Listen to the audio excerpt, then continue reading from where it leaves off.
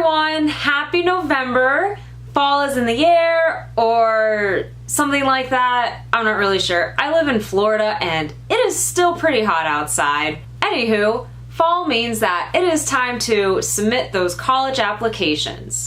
My name is Christine, and in today's video, I would like to talk about some tips or some things to think about when going off to college when you have a chronic illness. Transitioning to college or adulthood in general can be a very exciting and scary time in your life. Having a chronic illness can make the transition a little bit harder. Turning 18 means you now get to take control of your medical life and have the complete say in what happens. I have common variable immune deficiency, and I did already make a video, which I can link above, on my tips for transitioning to college with CVID. This video is going to be more general in nature and relevant to chronic illnesses overall. First, I want to talk about health insurance, which is a huge topic here in the United States where we unfortunately do not have universal coverage at this time. The good news is that presently in the United States, someone can stay on their parents' health insurance plan until the age of 26, whether they are a full-time student or not. That was a change that we saw when Obama became president and he passed the Affordable Care Act. One important thing that I would recommend doing if you are intending on staying on your parents' health insurance, or if you're the parent and you're intending on having your child stay on your health insurance, is to make sure that your health insurance covers the geographical area where the college is located. I know with my company's plan, outside of emergencies, it only covers the area where I live. If you are somebody who maybe doesn't have the best of relationships with your parents, and you are looking to cut ties ASAP as soon as you get off to college from your family, and have no intention on staying with your parents' health insurance, something you might want to look into is to see if your school offers their own health insurance. I know where I went to undergrad and where I went to graduate school, each university had their own health plan that was available to students. At the University of Florida, where I did undergrad, at the time, 10 years ago, as a student, as a part of your student fees, it did include coverage of seeing the student doctor for basic visits. It did not cover any extra testing or anything like that. We're sorry, the number you have dialed is not in service at this time. Before you even get to your college, it would be wise to look up a local physician that is a specialist in whatever your chronic illness is, and to make sure he or she is in your insurance network so you don't have to pay an extraordinary amount of money to see them. Sometimes this is not always possible. For instance, with me, what I have is a rare illness, and well, before I went to UF, they did have a specialist in the area, but by the time I went to UF, that specialist was gone and there was no specialist in the area. Therefore, I never did find a specialist near college, and I had to continue to contact my specialist down in Miami to manage all of my medical needs. Obviously, I made it through. There were challenging times when I had reactions, or I remember one time I had to contact the office over something and they're like, well, we'd really love for you to come in tomorrow because we want to look into this. And I'm like, yeah, I'm a 6-hour drive north. Can't really make it in tomorrow. I have class.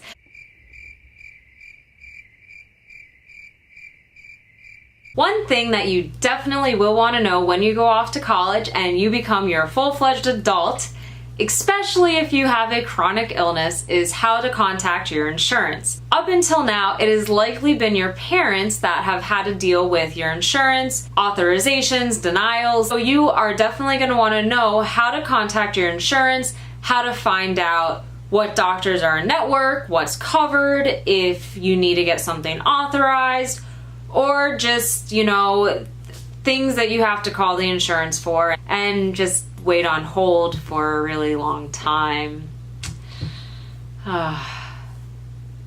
It's fun being an adult.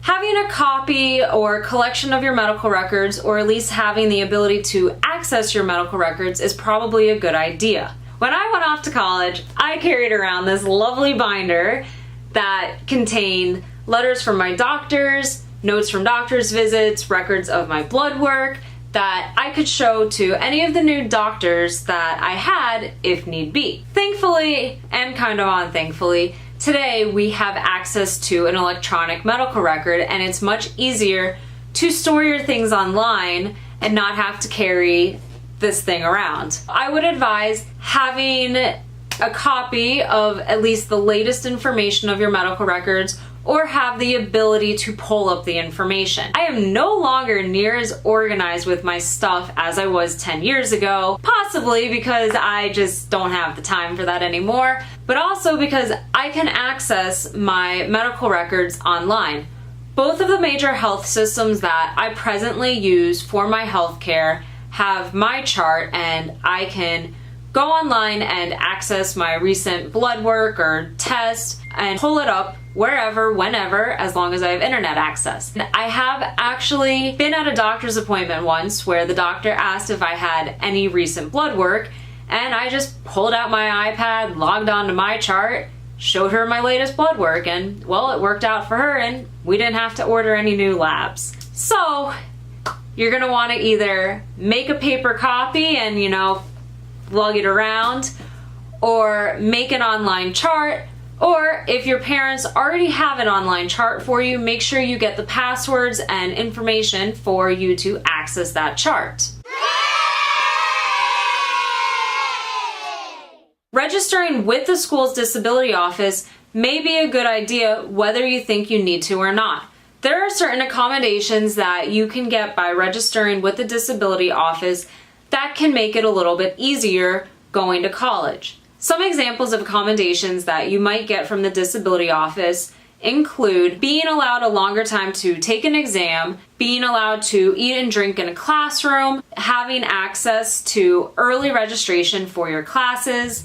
I cannot speak for every school because I obviously didn't go to every school, but I know at UF, if you had accommodations, you would get a letter from the disability office. The letter was sealed. Your professors knew that you didn't doctor it.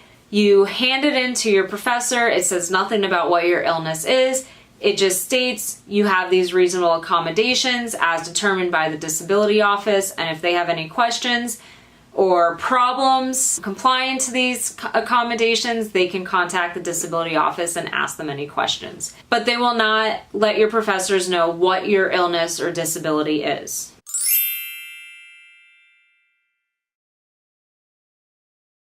Find out where the local pharmacy is. If you take regular medication, you're going to want to make sure you have access to this medication, and you're going to want to know where you can pick it up. If it is something that is easily fillable at a Walgreens or CVS, you likely won't have a problem. I imagine there will be a million of those commercial pharmacies around any school. But if you have specialty medication, or if you have to have home health nursing, you might want to check and make sure that your specialty pharmacy or the nursing from your specialty pharmacy covers the area where you go to school. And this seems to be something that comes up a lot, that you're constantly having to check to see if you have access to health care because your insurance might not cover the area where you live. I get a specialty medication, and throughout my time in college, I did bounce around between getting an IV administered by a nurse and self-injecting myself subcutaneously. There was a point in college where the specialty pharmacy that I had to use did not have nurses who were licensed in the county where I went to school. Thankfully, I did have family that wasn't too far away, about 90 minutes away by car, who lived in a county where this pharmacy did have licensed nurses, and I was able to get my infusions at my family's house. One thing to remember, if you do have to get some type of infused medication and you are doing it at the hospital, is that your doctor likely does not have prescribing rights at the hospital of your university. So you're either going to have to find a different method to get your medication if that's possible, or you are going to have to find a doctor near wherever you live who will be capable of prescribing the medication for you to continue to get it at an infusion center locally.